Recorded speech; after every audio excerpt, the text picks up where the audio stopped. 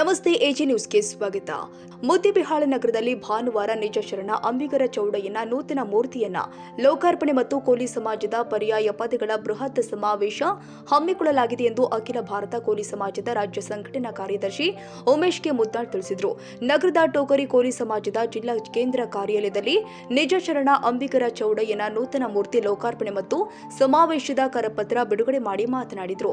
12ನೇ ಶತಮಾನದಲ್ಲಿ ನೇರ ನಿಷ್ಠುರ ವಚನಗಳ ಮೂಲಕ ಸಮಾಜದ ಮೌಢ್ಯಗಳನ್ನು ತೊಲಗಿಸಿದ ಮಹಾನ್ ವ್ಯಕ್ತಿಯ ಆದರ್ಶದಲ್ಲಿ ನಾವೆಲ್ಲರೂ ಕೂಡ ನಡೆಯಬೇಕಾಗಿದೆ.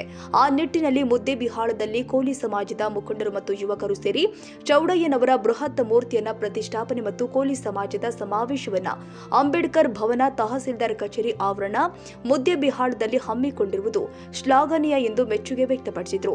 ಹೆಚ್ಚಿನ ಸಂಖ್ಯೆಯಲ್ಲಿ ಸಮಾಜದ ಜನತೆ ಭಾಗವಹಿಸಿ ಯಶಸ್ವಿಗೊಳಿಸಬೇಕು ಅಂತ ಮನವಿ ಮಾಡಿದರು.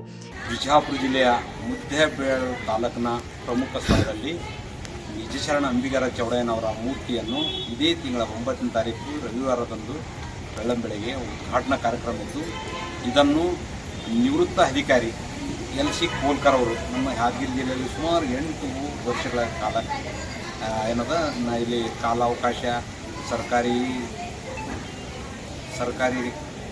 ಕಚೇರಿಗಳಲ್ಲಿ ಕೆಲಸ ಮಾಡಿ ನಿವೃತ್ತಿಯಾಗಿ ಇವತ್ತು ಅವ್ರದ್ದೇ ಆದಂಥ ಒಂದು ತಂಡ ರಚನೆ ಮಾಡಿ ಇವತ್ತು ವಿನೂತನವಾಗಿ ಅದ್ದೂರಿಯಾಗಿ ಈ ಕಾರ್ಯಕ್ರಮ ಮಾಡ್ಲಿಕ್ಕೆ ಒಂದು ತಂಡ ರಚನೆ ಮಾಡಿ ಎಲ್ಲ ಗ್ರಾಮಗಳ ಸಹಾಯದಿಂದ ಮತ್ತು ಜಿಲ್ಲೆಯ ಪಕ್ಕದ ಜಿಲ್ಲೆಗಳಿಂದ ಸಹಸ್ರಾರು ಸಂಖ್ಯೆಯಲ್ಲಿ ಆಗಮಿಸಿ ಹೆಚ್ಚಿನ ಜನಸಂಖ್ಯೆಯಲ್ಲಿ ಬರಬೇಕಂತಕ್ಕಂಥದ್ದು ಅವರ ಕರೆಯಿಂದ ಇವತ್ತು ಯಾದಗಿರಿ ಜಿಲ್ಲೆಯ ಕೊನೆಯ ಭಾಗದಲ್ಲಿರ್ತಕ್ಕಂಥ ಹುಣಸಿಗಿ ನೂತನ ತಾಲೂಕು ಅಂಟಿಕೊಂಡಿರ್ತಕ್ಕಂಥ ಈ ಮುದ್ದೇಬಿಹಾಳದಲ್ಲಿ ಬೃಹತ್ ಸಮಾವೇಶ ಅಂಬಿಗರ ಚೌಡಯ್ಯನವರ ಮೂರ್ತಿ ಲೋಕಾರ್ಪಣೆಗೆ ನಮ್ಮ ಜಿಲ್ಲೆಯಿಂದ ಹೆಚ್ಚಿನ ಜನಸಂಖ್ಯೆ ಪಾಲ್ಗೊಂಡು ಆ ಕಾರ್ಯಕ್ರಮ ಯಶಸ್ವಿಗೊಳಿಸಬೇಕಂತಕ್ಕಂಥದ್ದು ಹೇಳಿ ನಾನು ಸಮಾಜ ಬಾಂಧವರಲ್ಲಿ ಕರೆ ನೀಡುತ್ತಿದ್ದೆ. ಈ ವೇಳೆ ರಾಮುಲು ಟಿ, ದೇವೇಂದ್ರ ಪಸೇರಿ ಮತ್ತಿತರರು ಹಾಜರಿದ್ದರು.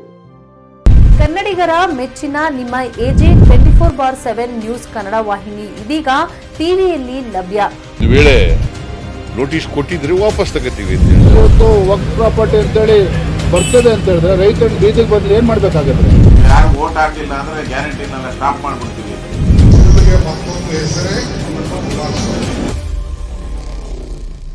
ಕರ್ನಾಟಕ ಮತ್ತು ದೇಶ ವಿದೇಶ 360 ಡಿಗ್ರಿ ಸುದ್ದಿ ಹಾಗೂ ಉತ್ತರ ಕರ್ನಾಟಕ, ಬೆಳಗಾವಿ, ಬಾಗಲಕೋಟೆ, ಧಾರವಾಡ, ಹಾವೇರಿ, ಗದಗ, ಬಿಜಾಪುರ ಜಿಲ್ಲೆಯ ಕ್ಷಣ ಕ್ಷಣದ ವಿವರವನ್ನ ಪಡೆಯುವುದಕ್ಕೆ ಎಜೆ 24/7 ನ್ಯೂಸ್ ಕನ್ನಡ ವಾಹಿನಿಯನ್ನ ಲೈಕ್ ಮಾಡಿ, ವಿಡಿಯೋಗಳನ್ನ ಶೇರ್ ಮಾಡಿ, ಕಮೆಂಟ್ ಮಾಡುವ ಮೂಲಕ ನಮ್ಮ ವಾಹಿನಿಗೆ ಸಹಕಾರ ನೀಡಿ ಮತ್ತು ಚಾನೆಲ್ ಅನ್ನ ಸಬ್ಸ್ಕ್ರೈಬ್ ಮಾಡಿ. ಧನ್ಯವಾದಗಳು.